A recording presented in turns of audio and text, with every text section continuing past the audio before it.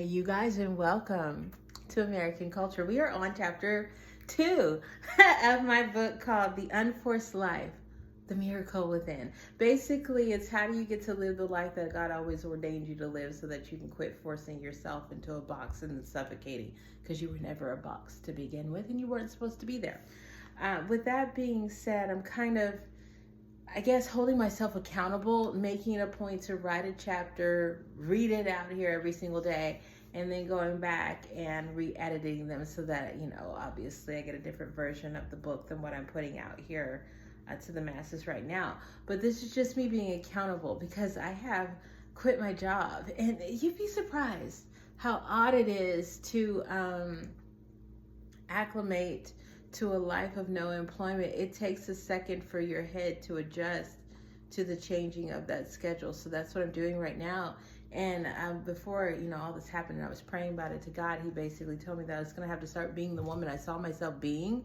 And that is an author, that is, a designer, that is a painter, that is all this other stuff. So I have to take it serious. And so that's what I'm doing. With that being said, let's read chapter 2 and discuss it. In the beginning, there was the influence. In the beginning, Adam and Eve were in direct communication with God. That was the way they lived, through intuition. There was no separation, no second guessing, no need to analyze or to perform. They didn't wake up trying to figure out who they were supposed to be or wondering if they were doing life right. They simply lived in response to God's presence. Intuition was communication, listening was obedience, and life unfolded naturally from that connection. Then one day, Eve encountered the snake in the garden. He offered her the apple. She gave it to Adam, and the rest is history. But very few of us ever sit down and actually examine the story for what it truly is, and more importantly, how it directly applies to the life we're living right now. We've been taught to see it as a moral failure or a religious warning, but not as the blueprint for how influence enters the human experience. In the beginning, God gave Adam and Eve intuition, and that intuition was direct access to him. The concept was simple. Do what God inspires you to do intuitively, and you'll be successful. You will live a full, glorious existence, one that naturally gives glory back to God. There was no striving, no chasing, no comparison, just alignment. But God also gave humans something he didn't give to any other creature on earth: free will. God is always sovereign. He's always in control, but he does allow us the choice of how we're going to use what's been given to us. That choice is sacred, and it's also where everything changes. So when Eve was in the garden, she already had instruction. Don't eat from that tree. The guidance was clear, but then she encountered the snake, and the snake didn't force her. He didn't threaten her. He didn't overpower her intuition. He asked the question, did God really say? That question is everything, because what enters the story at that moment isn't rebellion, it's doubt. It's the introduction of external authority over internal knowing, and this part is where we often miss. The snake doesn't give Eve the answer, he gives her uncertainty. And that's how it always works. Although we may be seeking nutrients, clarity, a new experience, or something external thing that finally makes sense of our lives, the outside never gives us answers. It only offers more questions, and over time, more confusion. The answers has always been within, but the answer lives with God. Yet so many of us find ourselves living exactly where Eve was standing, living under judgment for most of our lives, put under a constant quest for answers. We begin to believe that fulfillment exists somewhere out there. If I get married, if I have a child, if I land this job, if I make the money, if I buy the house, then I'll arrive. Then I'll feel whole. But we've reached those milestones, and instead of peace, what we found were more questions, more responsibility, more pressure, more expectations. Those things to do quietly became the structure of our lives. And then we start modeling ourselves after some external version of who we think we're supposed to be, playing roles, meeting standards, striving towards an image while becoming increasingly disconnected from the experience of God. This is what it looks like to live like Eve. Not necessarily doing anything wrong, not blatantly disobeying God, but positioning yourself in places where you no longer have the option to do what he's asking you to do. That limbo where you're not sinning, but you're also not aligned, becomes one of the greatest struggles of modern life. Until your actual awakening, your walk with God, your I now walk with God moment, you're going to believe that life is shaped by external factors, people, circumstances, environments. You'll think that those things need to change before you can experience peace. But every time we seek answers from the outside, all we find are more questions. That's exactly what happened in the garden. One key element of that story that's often missed is this. Eve listened to God. She took the apple, but she didn't eat it. She handed it to Adam instead. God never said, don't go to the tree. He never said, don't pick the fruit. He never said, don't hand it to Adam. So Eve was still technically living in righteousness. You can even question whether she had crossed into disobedience at all. And this is where the majority of us live. We're not trying to do bad things. That's not our intention.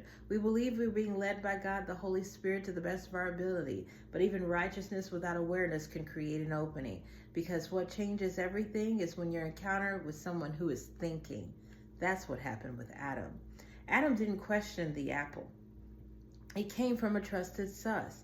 Nothing had happened to make him mistrust Eve, so he trusted what she offered. But the moment Adam bit into the apple and then immediately tried to cover himself, that's when thought entered into the story. Sin doesn't enter the world until Adam bites the apple. The disconnect doesn't happen until a direct act of disobedience, until someone does the very thing God says, just don't do this. And once that door opens, it opens an entirely new perception, new thoughts, new paths, new internal dialogue. What's fascinating is that this also becomes the moment God becomes undeniably real. Adam always knew God was there, but he didn't know God was there until God knew something about him, until Adam realized God knew he was naked too. That's when God stopped being abstract. That's when the awareness hit. And every one of us has moments like that. Moments where God becomes obviously real. Moments where we realize you see me, and in those moments we do have a choice. But because we've never been taught what life led by intuition actually looks like, we default back to our own thoughts. That's what God was recognizing when he noted Adam's nakedness. He wasn't pointing out exposure. He was acknowledging that Adam now had his own internal narrative, his own reasoning, and even with God present, Adam, using his free will, would choose to follow his own thoughts. We'll get back to this later, guys. This is an important little thing. And from there, everything shifts. God gives us people, opportunities, circumstances, and resources, each one carrying the highest purpose attached to it. But when we begin thinking apart from God, we stop seeing that purpose. We start using what we've been given to solve problems that never existed before. Adam didn't need covering. Nakedness wasn't a problem until a thought made it one. And when he used leaves and fur to clothe himself, those materials weren't being used for their highest intention. They could have been used that way for sure, but that wasn't what they were created for. This is exactly how we live our lives. God gives us friends, family, careers, relationships, calling, each one of them with a specific purpose meant uniquely for us. But when we open ourselves to influence, we create problems that require solutions. Then we use those same gifts in a diminished capacity to cover us, soothe us, stabilize us, and help us survive. And because of that, we may never experience what God actually intended for those things to be. We may never know what motherhood was meant to reveal, what the career path was meant to unlock, what friendship was meant to cultivate, because we've grown accustomed to using those things for survival instead of for purpose. That becomes the story of our lives. We become the leaves or the fur for someone else to cover themselves, and they become that for us. We exchange diminished versions of ourselves, never fully walking in the fullness God intended, only doing what we think we need in order to get through.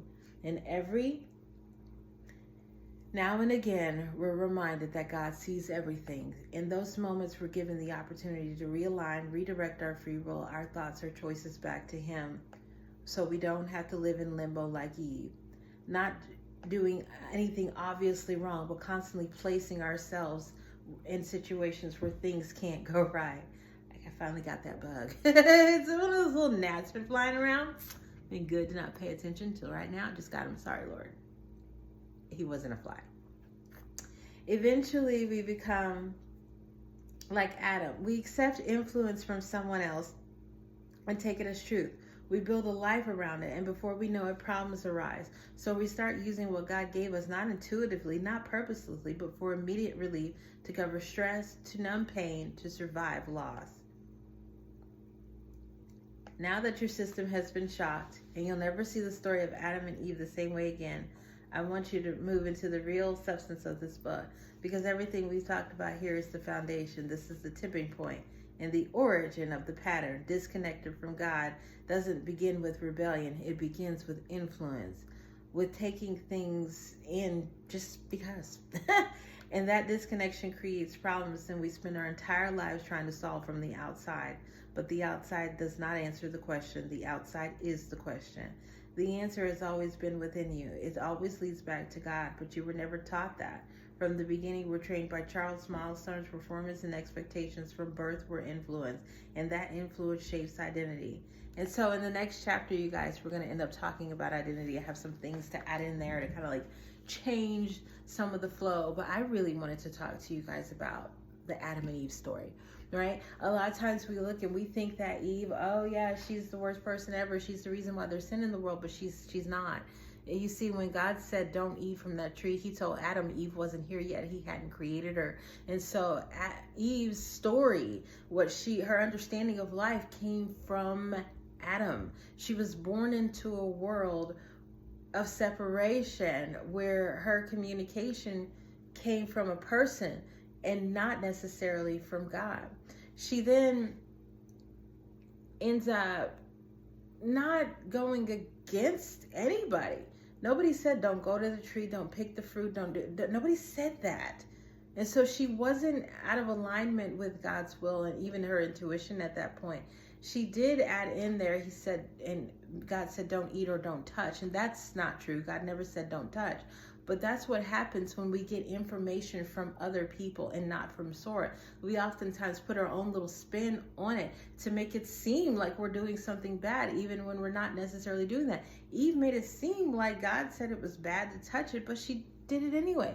That made me question some of the things in my own life. I have to ask, is God really telling me to put this down, to pick that up, to go to this place? Or am I just adding that in there so that I can make myself feel bad for doing it or not doing it the way he wants? So you start to see yourself in Eve's story, and you realize that she was the first scapegoat. She was the first person where all the problems were placed on her, and then her character was shooed out into the high heavens when it shouldn't have been. She was just doing what she knew best how to do, which most of us wouldn't want the fall of our entire lives and the lives of those around us to be blamed on the fact that we just showed up doing what we thought we were supposed to do with the information we had. You see, and that's the only way that you can live life when you don't actually have a relationship with God. You're always going off purely the information that you have available to you, usually gathered from some outside source. And then, of course, you have Adam, who was in direct communication with God, who wasn't necessarily thinking about, oh, everything that comes into my space before I take it in, it's got to go through God first, and just took the apple and bit it. He didn't ask Eve, where did you get this? So that it could click into him that, oh, this is different fruit from all the other fruits. This is new. He didn't have any of those thoughts that came into play. In fact, you don't see Adam start to think for himself until separation is there, until the disconnect and the sin happens. That's why he's like, oh, I'm naked and I've got to do something about this. There was never this need to cover, to save, to rescue, to even think about those things until that disconnection was there.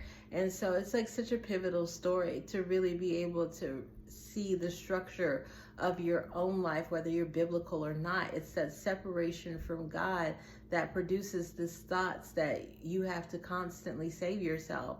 And God gives us things to use. He gives us animals and fur and all this other stuff, but it comes with a unique purpose. And oftentimes when we are focused on trying to survive life, many of the things that he's given us, from friends, family to resources, we don't use them to build purposely. We use them to try to survive. So we live our entire, experience in a diminished capacity. It's just really interesting to see yourself in both of those two characters. Tomorrow we're going to discuss how that influence, where I just take the information given to me, turns into who we are and actually how we identify. But I'm going, just like today, I changed the way that you see the Adam and Eve story. Tomorrow, you're going to change the way that you see God and how he wants you to identify. It's going to completely revolutionize your way of doing that.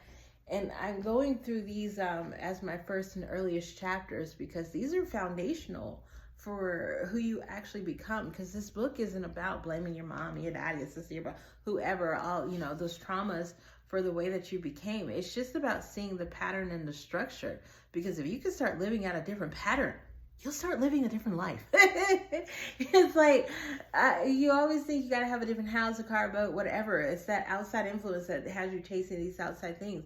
But that's not true. You want a different life, you're going to need to get a different pattern. Like, say, for example, my wallpaper back here. I could completely change the vibe of this room just by changing the pattern of the wallpaper. I don't have to move the couch, the rug, to do any of that other stuff.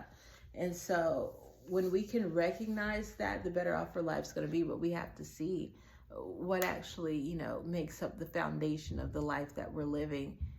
And it starts with an outside influence. It starts with being like Eve, getting all this information from people, taking it as real, adding your spin to it, staying above absolute sin, but always putting yourself in situations that you shouldn't be in. You can't glean from, you can't grow from, you can't, you know, enjoy. And then we're like Adam. We have this direct communication, except for when we start to use our thoughts. They are to cover and protect ourselves from this vicious outside world, which kind of detracts from our purpose. Because what are you going to do? You're going to put your effort into your purpose, or you're going to put effort into surviving? Most people put all their effort into surviving, and they take the materials that God has given them literally for granted and don't use them correctly. I'm seeing all sorts of little annoying things. I wish you guys could see it. My neighbors upstairs, they're constantly like watering their plants. They're so rude. You will grow into a better person, you guys, but you still will think people are rude jerks around you. And they are. Have a blessed day, friends.